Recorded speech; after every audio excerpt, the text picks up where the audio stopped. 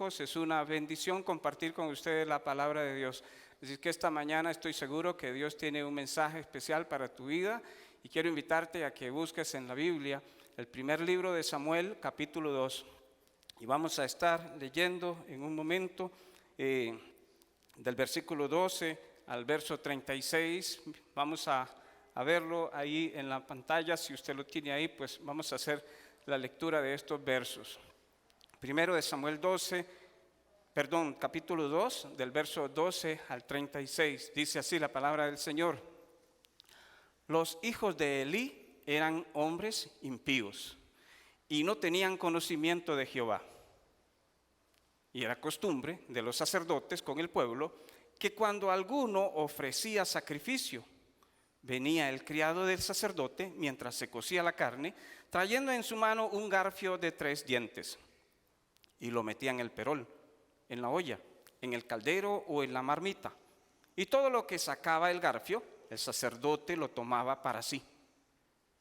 De esta manera hacían con todo israelita que venía a Silo. Asimismo, antes de quemar la grosura, venía el criado del sacerdote y decía al que sacrificaba: da carne que asar para el sacerdote, porque no tomará de ti carne cocida, sino cruda.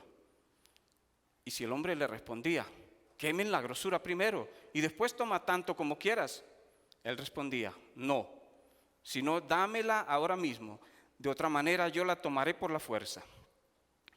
Era pues muy grande delante de Jehová el pecado de los jóvenes, porque los hombres menospreciaban las ofrendas de Jehová. Y el joven Samuel ministraba en la presencia de Jehová vestido de un efod de lino. Y le hacía a su madre una túnica pequeña y se la traía cada año, cuando subía con su marido para ofrecer el sacrificio acostumbrado. Y Elí bendijo a Elcana y a su mujer, diciendo: Jehová te dé hijos de esta mujer en lugar del que pidió a Jehová. Y se volvieron a Ramá. Y visitó Jehová a Ana, y ella concibió y dio a luz 3 hijos y 2 hijas, y el joven Samuel crecía delante de Jehová.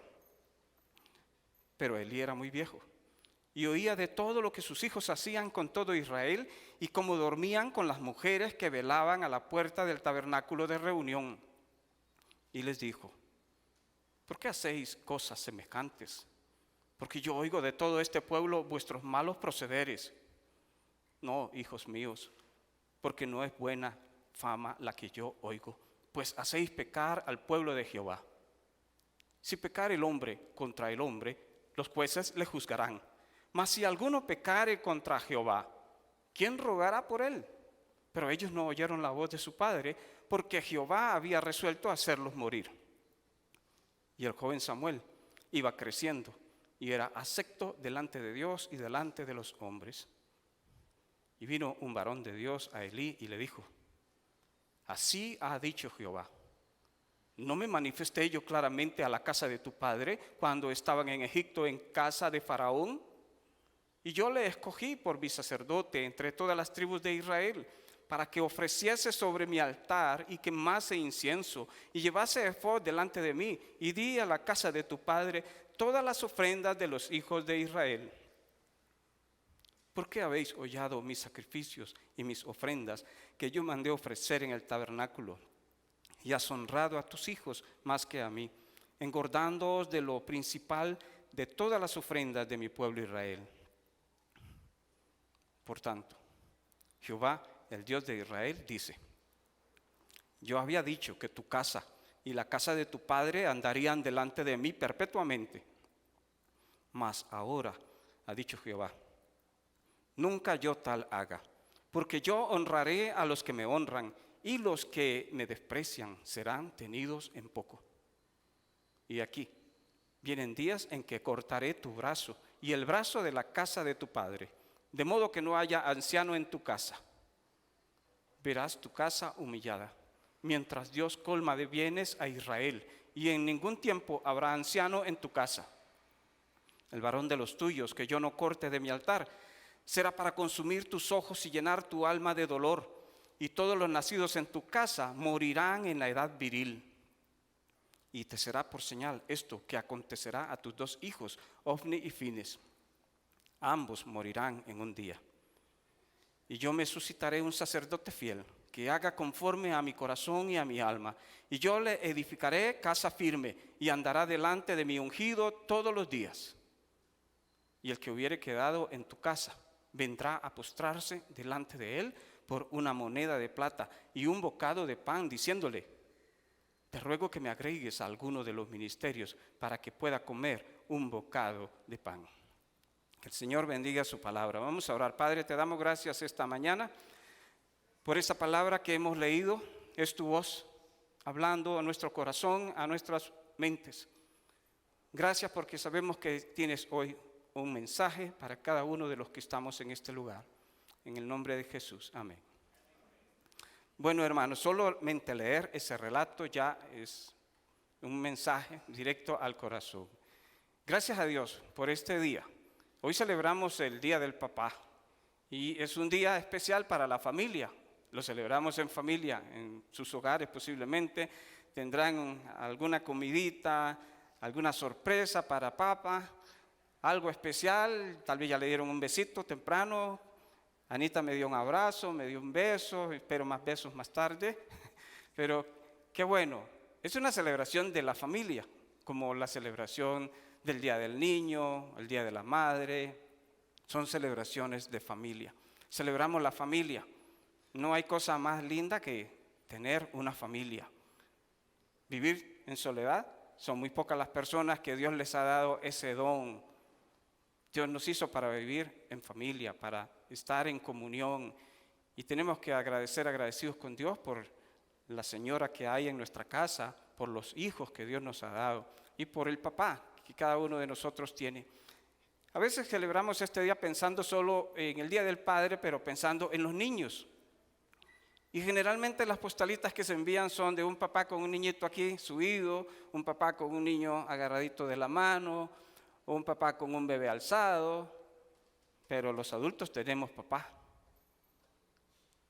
Seguro que la mayoría de ustedes, hombres que están aquí, varones, adultos o hermanas, tienen a su papá, tal vez un hombre con pelito blanco como yo, tal vez un señor que está ahora postrado en una cama, enfermito, no sé, pero todos tenemos un padre.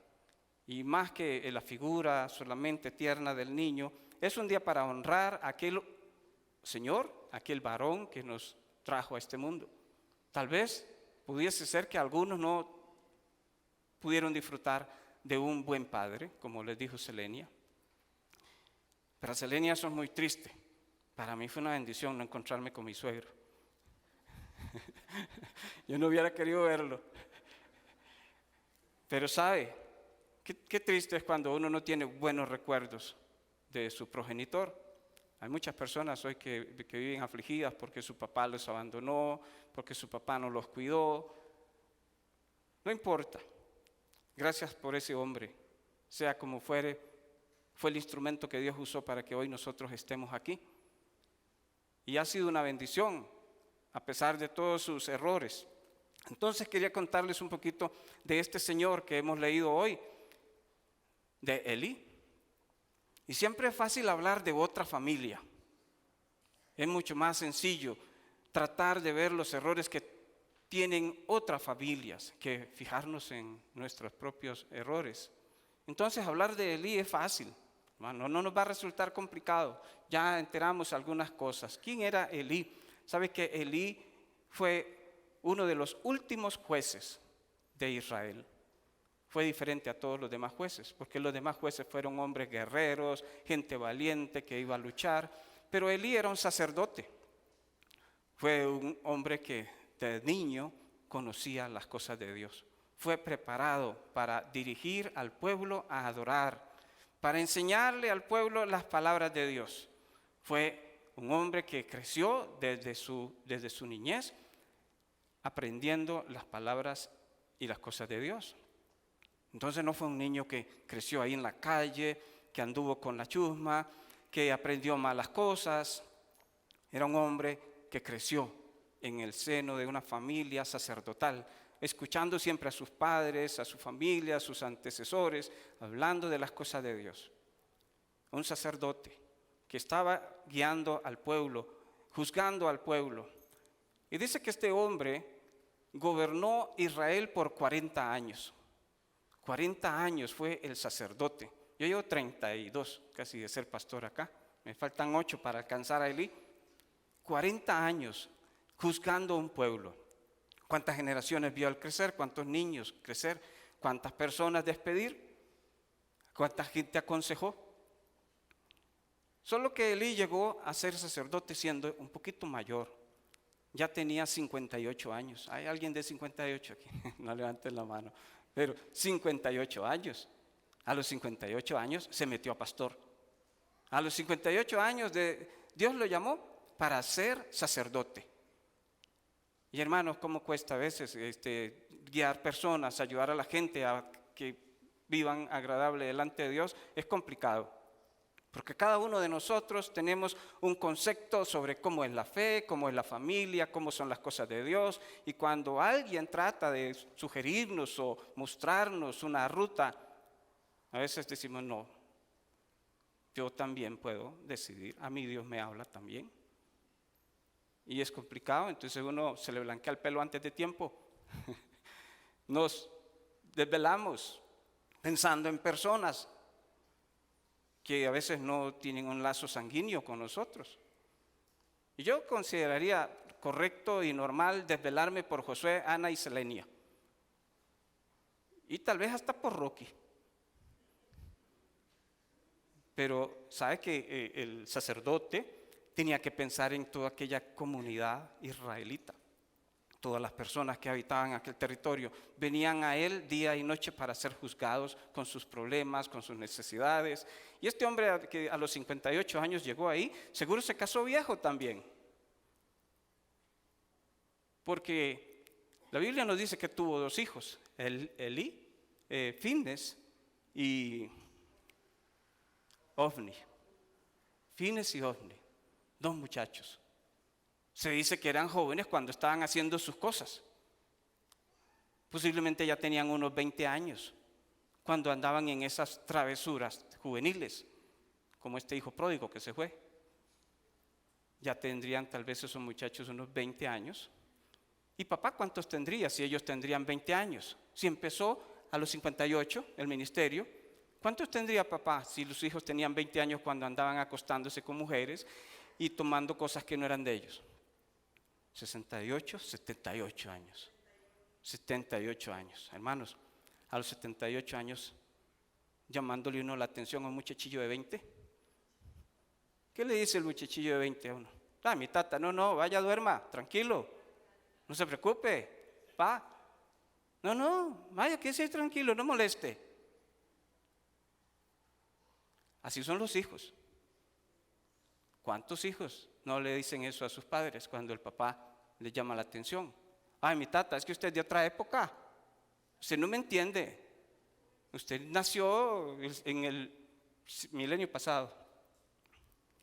Muchachillos de 20, 15, 17, 18, menores todavía, de escolares, sacan pecho delante del papá. A mí usted no me manda. Y ahí estaba. Y si cuesta ser papá cuando uno es joven, que todavía tiene energía y todavía se le para entonces uno a los hijos y les dice, usted viene porque viene, y lo agarra y lo lleva. Imaginémonos cuando uno tiene 78 años, hablándole a un muchachito de 20. ¡Ay, mi hijita! No. Ahí estaba, era un problema ya ser sacerdote a esa edad. Y qué problema más grande todavía, ser padre a esa edad. Con razón, Salomón decía, todo tiene su tiempo. Hay un tiempo para todas las cosas. Hay un tiempo para tener hijos, para criarlos. Hay un tiempo en la vida para cada cosa. Y por alguna razón Dios permitió que este hombre tuviese hijos. Y 2 varones, todavía. No se nos menciona la esposa de él. Vivía atormentada con esos huilas que no obedecían. Y dice que estos muchachos, bueno, de Elí ya les dije, vivió 98 años, 40 años fue sacerdote. A los 98 años este hombre falleció. ¿Cómo falleció Elí? No tuvo una muerte bonita. A mí me gustaría el día que yo muera, que esté por ahí cerquita Anita y Josué, que me soben el coco y que me digan paz, tranquilidad, no se preocupe. Ya pagamos allá para que lo quemen, incineren, vaya en paz. Sería bonito, el día que mi papá murió, yo fui al hospital a verlo. Y llegué ahí a la cama donde estaba mi papá enfermito. Y bueno, ya mi papá casi no hablaba y pude estar con él un ratito y como a los 5 minutos después de que salí, mi papá falleció. Entonces me quedó esa satisfacción de poder estar con mi papá un ratito antes de fallecer. Y qué lindo debe ser. Pero cuando Elí muere, hermanos, cuando Elí muere, Elí está en su casa, sentado en una mecedora. Es un hombre de 98 años, mayor, pesado, muy gordo, dice la Biblia. Y estaba ahí preocupado porque sus hijos se habían llevado el arca a una guerra. El arca simbolizaba la presencia de Dios y se la llevaron a pelear contra los filisteos. Y allá en la guerra los filisteos los atacaron a ellos y mataron a 30,000 israelitas. Y se robaron a Dios. El arca, que simbolizaba la presencia de Dios, se lo llevaron. Y mataron a Ofni y a Fines. Y el viejillo estaba sentado en una silla mecedora en la casa, esperando noticias de la guerra, cuando vino un hombre a contar las noticias. Ahí estaba él con sus nueras, eran casados sus muchachos. Una de ellas estaba embarazada, ya se le dio la pancita, y estaba ahí esperando noticias. Llegó un mensajero y le dijo: la guerra, salimos mal, mataron a muchos hombres, se robaron el arca, murió Fines y Ofni. Y cuando oyó que se habían robado el arca, de la impresión se fue para atrás, se golpeó la cabeza y se murió esnucado. Y ahí estaba su nuera, la esposa de Fines. Y cuando vio que el viejillo se murió y que mataron a su esposo y que todo el mundo lo habían matado y se habían robado todo, le entraron unos dolores tremendos. Y se le vino el bebé. Y ahí la empezaron a atender antes de tiempo. Mientras ella se moría, el bebé nacía. Y la mamá no tuvo más que decir, porque la mamá le ponía el nombre. De decir, se llamará Icabod. ¿Qué nombre más feo le puso? Sin gloria. Sin gloria. Entonces imagínense la maestra de la escuela pasando lista. Fulanito de tal, presente. Sin gloria. Era un hombre feo. Un hombre que hacía recordar mucho dolor. El dolor de su mamá, el dolor de su abuelo, la muerte de su papá. Tantas cosas. ¿Por qué sucedieron todos esos eventos en la vida de Elí? Tenía que ver mucho Elí con todo ese final tan trágico que él tuvo. Tuvo que ver muchas cosas. Dice el versículo 12 de 1 Samuel, capítulo 2, que estos muchachos, siendo hijos del sacerdote, eran impíos. Y es la palabra que esa palabra impíos en español es linda. Lo que quiere decir eran hijos del diablo, hijos de Belial. Hijos del pastor, pero hijos del diablo. Hijos del maestro dominical, pero qué tremendos. Hijos del sacerdote, pero hijos del diablo. ¿Y cuántos hijos del diablo hay en las iglesias hoy? Por culpa de nosotros los padres. Porque Elí no fue que se echaron a perder de un día para otro. Es que Elí hubo algunas cosas que no las hizo sabiendo que las tenía que hacer. Cuando le llegaron a decir a Elí de todo lo que sus hijos hacían, que se robaban las ofrendas, que estando el plato ahí, mientras la gente echaba, ellos llegaban a revisar cuáles son los billetes más grandes y metían la mano y sacaban delante de la gente. No, hijitos míos, eso no está bien, eso no se hace malos. Así los regañaba. Estos chiquillos, llevaba la gente las ofrendas y ellos se las arrebataban. La gente ofrecía sus ofrendas y tenían que ser quemadas primero, pero ellos llegaban, no, ¿me la da cruda o se la quito?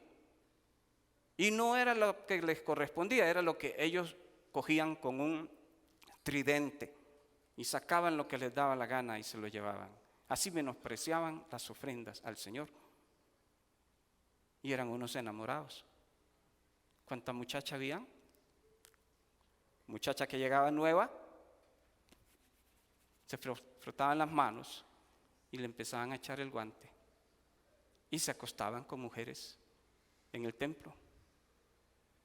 Y entonces el papá, 78, 80 años, los llama, hijitos, ¿qué es eso que escucho de ustedes? ¡Qué mala fama! Pero ¿quién estaba hablando? Primero estaba hablando el papá.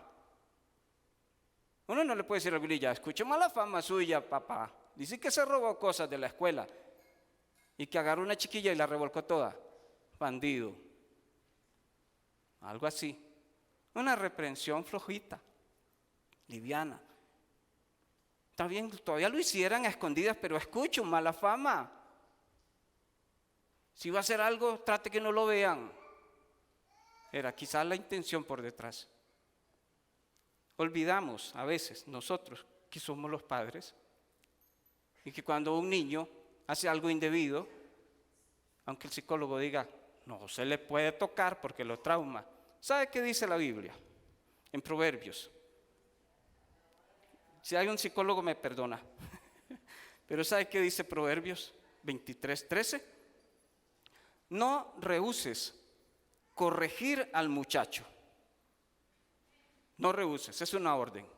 No rehúses corregir al muchacho. Hay muchas maneras de corregirlo, lógicamente, ¿verdad? Pero dice esta especialmente, porque si lo castigas con vara, no se traumará. Eso es lo que significa, no morirá. No es que usted le va a dar un leñazo tal que lo va a dejar sin sentido en el suelo. No. Es que si usted lo castiga como debe ser, por donde debe ser, para eso Dios nos puso aquí una parte con más carnitas. Bueno, algunos, otros no tenemos, pero para eso Dios nos puso eso, para ahí aplicar la disciplina. Dice la Biblia, no morirá. Quiere decir, no lo vas a traumar. De vez en cuando sale alguna foto ahí en las redes sociales, un chilillo, unas sandalias, los que fuimos de esta generación y ponen ahí a los que nos volaron chilillo, ¿verdad? Hermanos, sí, la psicología dice, el castigo físico, no. La Biblia dice, claro que se puede, si se hace con amor, no lo vamos a traumar. Necesitan los hijos a veces entender quién es el que manda. Y no solo mandar por mandar, quién es el que educa y quién es el que guía y quién es el que dirige las cosas en la casa. Porque hay muchos hogares donde los que mandan son los hijos. Usted quiere poner un programa de televisión y llega el Wililla de 8 años, papi, pero ¿ya está viendo eso? No. Y lo que él dice, eso es, y eso ve. En muchos hogares mandan los hijos. No, eso no es para sentirse orgulloso ningún padre de que en su casa usted hace lo que los Willas le dicen. Es que puede haber una sentencia como la que hubo para este hombre. No está la historia ahí solamente por estar pintada y conocer una historia y darnos cuenta qué le pasó a Elí con su familia. Está ahí como ejemplo para que nosotros hoy no incurramos en los mismos errores. Mi mamá me castigó el día que me robé una pistolita de agua. ¡Qué ingrata! ¿Por qué? Si nunca tuve un juguete, y el día que pude apropiarme de uno de familia que tenía juguetes, yo llegué a la casa feliz con ese juguete y ella me descubrió y me lastimó y me mandó a dejarlo. Gracias a Dios por mi mamá. Ella hubiese podido argumentar, pobrecito Adolfito, nunca ha tenido un juguetito. La verdad que a esa gente no le hace falta. Ahí estaba botado, dice uno. Está botado, pero en la propiedad de ellos. ¿Sí? Y uno argumenta y justifica los hechos de los hijos y no disciplina, no corrige.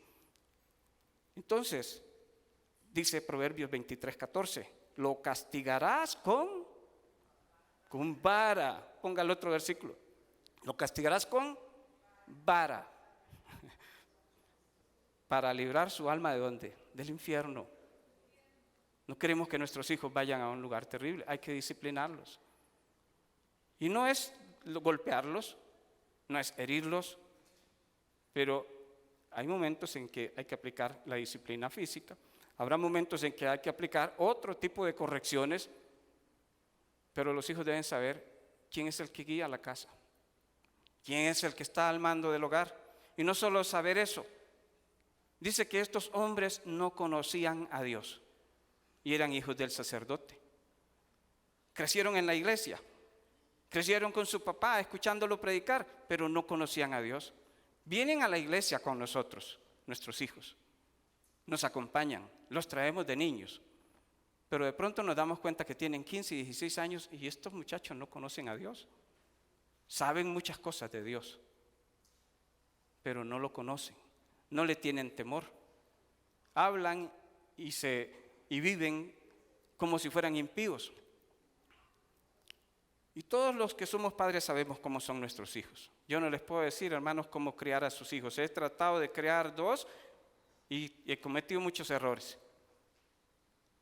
Yo no soy quien para decirles, pero la palabra de Dios sí nos dice cómo debemos criar a nuestros hijos.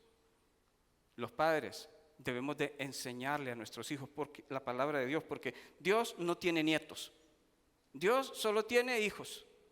Sus hijos serán de Dios si tienen a Cristo en su corazón. Si son religiosos, si vienen al culto y están por ahí y hacen cosas, pero no tienen a Cristo en su corazón, son hijos de Belial, no son hijos de Dios.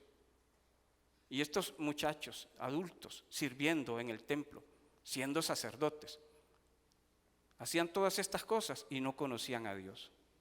No sabían quién era el Dios de su papá.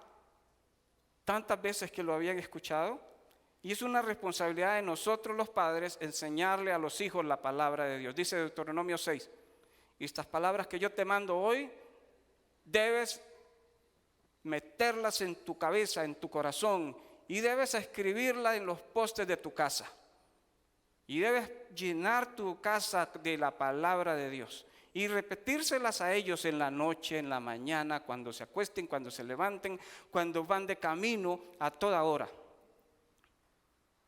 ¿Y qué hacemos los papás? ¿De qué está llena nuestras casas? De música no creyente, de pósters, de figuras y eslogans, que nada de eso promueve la presencia de Dios o nos hace recordar que Dios está aquí. Y estamos promoviendo a veces religiosidad en nuestros hijos. Y nos vamos a dar cuenta de eso cuando sean adultos, cuando sean hombres o mujeres, ya, que toman sus decisiones. Y entonces muchos padres llegan, después de 32 años, yo he escuchado esta historia muchas veces, muchos padres llegan y le dicen a uno, pastor, pero qué raro, yo siempre lo llevé a la iglesia, desde que estaba chiquillo, siempre fue a la iglesia. Conozco aquí en Villas tantos niños, hoy son hombres. A veces los miro ahí en la plaza, jugando, en la calle, los veo. Y los tuvimos aquí siendo niños. Y crecieron con nosotros hasta cierta edad. Y se fueron. Y sus padres muchas veces vienen acá. Y no es traerlos, es enseñarles. Es enseñarles. ¿Cómo les enseña uno a los hijos? Con el ejemplo. Uno no le puede decir al chiquillo en la casa, vea papá, usted nunca debe de tomar alcohol. Y lo vea usted con cervezas en la refri. Y ve que usted tiene una botellita por ahí y que de vez en cuando se los mete. Pero usted nunca lo haga, papá. Usted sabe que eso no va con nosotros. Y tenemos que tener cuidado de eso. A veces uno como pastor, hay cosas que yo me privo. Me las privo por mis hijos y me las privo por la iglesia. Pero si fuera un creyente común que no fuera pastor, seguro yo haría ciertas cositas. Y pues si yo no soy pastor, soy un hermano, ¿qué importa? Y no importa si usted es un creyente que está ahí en la silla o es una persona que está parada adelante. Es que nuestros hijos aprenden viéndonos. Nuestros hijos aprenden la maldad con mirarnos. No tenemos que decirle, vea papá, si se vuelve a ver una mujer y Decirle, véame como la estoy viendo, con ojos así, de malicia. No. Caminan con nosotros y cuando nos topamos a alguien, nos ven cómo actuamos ante determinadas cosas. Y ya aprendieron la clase. La próxima vez van ellos solos y ven una muchacha y ya ellos saben cómo es que se mira. Les enseñamos a nuestros hijos con nuestro ejemplo. Si uno no se priva de cosas por amor a los hijos, usted no ama a sus hijos. No ama a su familia. Si usted se lo echa, no ama a sus hijos. Si usted dice, no, es un purito, solo ahora por sí ya es legal, ya no es un delito. Usted no ama a sus hijos. Es una canita al aire, pastor. ¿Qué tiene de malo ir a bailar ahí a disco 80? Mover el esqueleto un rato con mis amigos, generación de los 80s. Tal vez no tiene nada malo para usted. Pero es triste cuando uno ve fotos o publicaciones, porque la gente hace publicaciones donde están ahí celebrando los 80s. Y los chiquillos ven eso. Ellos van a celebrar los 2020, que son terribles, los de Bunny y esas series de cantantes mafiosos que hay. Uno se priva para cuidar a los hijos. ¿Usted quiere tener hijos buenos? Prívese de cosas. Empieza a pensar como pensaría Dios. ¿Sabe qué le pasó a Elí? Ya voy a concluir. Dios mandó a un varón para que hablara con Elí. Y Dios mandó a un varón que le dijo, ve a Elí. Yo había dicho que su familia siempre iba a ser bendecida por mí, pero ya no lo voy a bendecir. Un día voy a cortar su brazo. ¿Qué quería decir eso? Voy a quitarlo de su puesto de un momento a otro, sin previo aviso. El mismo día se van a morir sus hijos. Y pasaron años, y él sabía, ya Dios me lo advirtió. Debo hacer algo por mis hijos. Debo de hacer algo por ellos. Pasaron los años. Hasta que un día Samuelito tuvo un sueño, una visión que Dios lo llamaba. Y entonces Elí le dijo, si te vuelve a llamar, dile, habla Señor, que tu siervo oye. Y Dios le dijo a Samuel todas las cosas que iba a pasar a Elí. El otro día Samuel le dijo Dios que va a cumplir su palabra, porque usted sabe lo que está malo y no ha querido hacer nada. Usted sabe lo que está incorrecto y no le ha estorbado a sus hijos. Dios honra a los que le honran y desprecia a los que le menosprecian. Y en un día fallecieron sus hijos, se murió el viejillo, se murió el nieto. Su familia fue eliminada del sacerdocio. Porque no hizo caso, le pareció poca cosa que alguien le viniera a decir cómo criar a los hijos. Le pareció que él sabía porque ya era un hombre adulto. Y lo más triste, hermanos, es escuchar y saber cosas y dejar que nuestros hijos sigan caminando como ellos quieren. Nuestros hijos son dependientes de nosotros hasta el día en que decidan irse de la casa.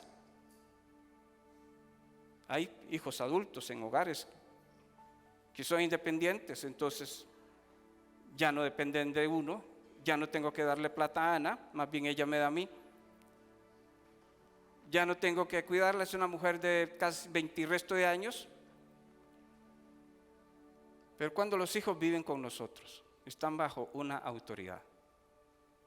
Y en lugar de los hijos decirle a uno cómo se maneja la casa, los padres deben decirle a los hijos, aquí las reglas son estas. Aquí comemos arroz, frijoles y huevitos los viernes. ¿Ok? Esa es la regla. Si usted quiere comer nación sushi, mande, tráigalo, pero mi esposa y yo nos gusta los viernes hacer carne. Tenemos que cuidar nuestros hogares, hermanos. Muchos hogares hoy están manejados por los hijos. Los hijos dicen dónde van, qué comen, qué se ponen, qué hacen, qué quieren. Y papi sí, es que mi chiquito, pobrecito, espérese que tenga 20. Cuando ya uno sea un viejito y le quiere llamar la atención, olvídese de mi tata. Usted nunca tuvo autoridad sobre mi vida. Yo siempre fui el que mandé. Y Elí entendió de manera muy triste esto. Él lo entendió y nunca obedeció. Y llegó el día en que Dios dictó sentencia. Y entonces, papás, más que asustarnos, debería de ser una lección lo que Elí nos da hoy a nosotros. Más que salir uno pensando, está el que Dios me va a matar por lo desobediente, es decir, bueno, tenemos que hacer algo en mi casa. Vamos a empezar a orar, voy a empezar a enseñarle a mi hijo la palabra de Dios, porque ¿qué tal si yo voy al cielo y mis hijos no? ¿No sería la cosa más triste irme yo con el Señor y que mis hijos se vayan para el infierno? Por mi culpa, porque nunca le enseñé la palabra de Dios, porque nunca lo guié, lo dejé que hiciera lo que le diera la gana. Y cada vez que lo iba a disciplinar, y ojo mamás, cuando hay que disciplinar, hay que disciplinar. Cada vez que hay que disciplinar, usted no, porque usted es muy brusco. Usted no me lo toca porque usted lo va a matar. No es golpearlo, es educarlo con amor. Y a veces la nalgadita del papá ejerció una influencia tan especial en la vida de los hijos. Mi papá nunca me castigó, y con esto termino. Pero cuando mi papá ya estaba al punto de castigar, uno reaccionaba y obedecía. Mi papá agarraba el chilillo y yo brincaba a Suiza. Pobrecita mi mamá. Mi papá agarraba el chilillo y entonces uno sí entendía. Los hijos sabemos las cosas. Los papás tenemos una gran responsabilidad. No vamos a lastimar a nuestros hijos, pero deben darse cuenta quién es el fuerte y quién guía y quién dirige. Entonces, hermanos, oremos por nuestros hijos. La sociedad de hoy es una sociedad completamente extraviada, con hijos desobedientes, las cárceles llenas de muchachos, y necesitamos retomar nuevamente la autoridad en el hogar. No los va a traumar, hágalo con amor, si le tiene que dar una nalgadita, pero enséñele acerca de los límites en el hogar. Vamos a orar y luego continuamos con el programa de la iglesia. Padre, te doy gracias esta mañana. Gracias por la historia de Elí, una historia triste, con un final sumamente triste, a pesar de que este hombre en su vejez tuvo que enfrentar la paternidad. Qué triste, Señor, que no lo pudo hacer bien, que sus hijos sufrieron las consecuencias de su debilidad en guiar su casa. Qué triste que sus nietos tenían que morir siendo jóvenes también, según tu sentencia. Qué triste que aquella mujer tuvo que morir también en el momento de dar a luz, porque el hombre no fue firme en sus convicciones, no hizo lo que debía de hacer a tiempo. Y el castigo está presto para aquellos que te deshonran, Señor. Pido tu bendición por cada familia, por cada padre de esta iglesia, para que tú los bendigas, les llenes de coraje, de bendición, de sabiduría, para guiar a sus hijos en tus caminos, para que haya prosperidad en sus hogares, para que haya bendición en su familia, Señor. Te pido tu bendición para cada uno en el nombre de Jesús. Amén.